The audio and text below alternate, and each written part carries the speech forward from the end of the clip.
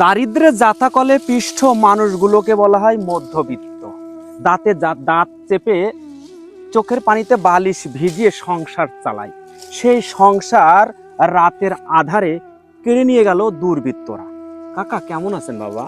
আর দেখতে তো পাস আমার ইরি পরে নির্ভর, আর সেই নির্ভর আমার শেষ করে আমার 4টে মেয়ে একটা ছেলে ইতি কর্মজীবন করে খায়, সে কর্মজীবন আমার শেষ করে দিয়ে এখন আমি কি করে খাবো? বাবা এরকম কতটুক বিঘা আছে আপনার যে সব পটল গাছ কেটে একটা ধুলিসাৎ করে দিয়েছে বাবা? আমার এইখানে 15 কাঠা। 15 কাঠায় একটা গাছও রাখে নাই?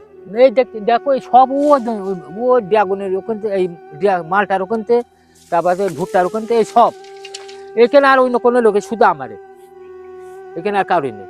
পূর্ব কোনো শত্রুতা আছে বাবা? না, আমি এই পর্যন্ত আমি সরতে পারিনি। তা কৃষির জন্য কি করলে তা বলে এই ভুঁইতে এই যে জমির মালিকটা, আমি তার কাছে আছে লিস্ট নেট করে খাই। আচ্ছা, এর আরো 4বার কেটেছে।